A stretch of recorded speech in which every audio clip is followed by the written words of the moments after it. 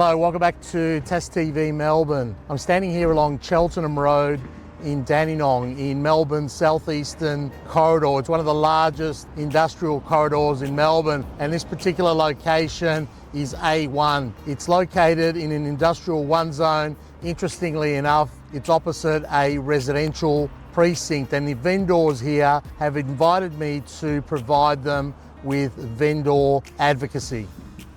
So let's talk a little bit about vendor advocacy from the vendor's perspective. Now, what happens is these particular properties are purchased for a long-term hold, but at some point, depending on the circumstances, the vendors will decide to either divest the property or to continue renting it when the lease ends. Now, this particular commercial lease was a 5x5, but it's coming to its end at the end of April, and the tenants have decided to move out. Now, the vendors are left with a decision. Do they re-let the property? Do they release the property to a new tenant, go through an advertising campaign, or do they actually divest the property? Now, they've decided to divest, provided they can get a certain price, and if they can, they'll divest. If not, they'll probably continue renting it. This is a good example of where an vendor advocate becomes very, very important. So what I've done, I've invited half a dozen agents here to present and make a presentation around how they would best sell this particular property. Now, the presentations include marketing costs, commission structure, the price that they think they can achieve, the time on the market. Interestingly enough, they're all coming back different methods of sale, different commission structures, different marketing, different pricing. So it's quite interesting. And also during this process, you get to see which agents really want to sell the property versus the ones that are kind of nice to have. Now,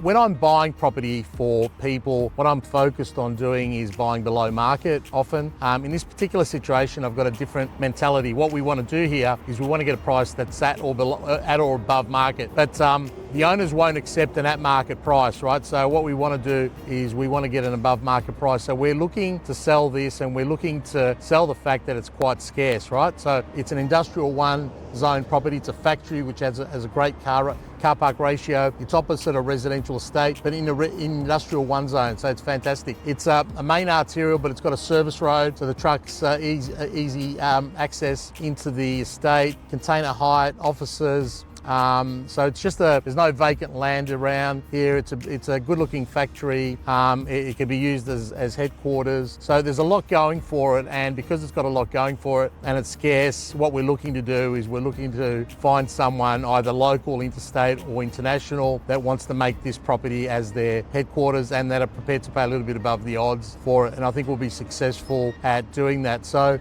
the vendor advocacy service is provided to the vendors at no cost to them. So what happens in this situation is the fee structure that the agent provides, I get to share in some of that, but I get a small proportion of the fee. The successful agent, because they're doing all the work and I'm providing sort of an oversight service, they're doing most of the work, so obviously they'll get the majority of the fee. But in terms of the vendor doesn't need to pay anything other than the marketing costs. So hopefully this is a successful campaign. It's a scarce property. It's an industrial property, and industrial properties have been the best performing assets over the last 20 years. And this is just a great location. Come and buy it.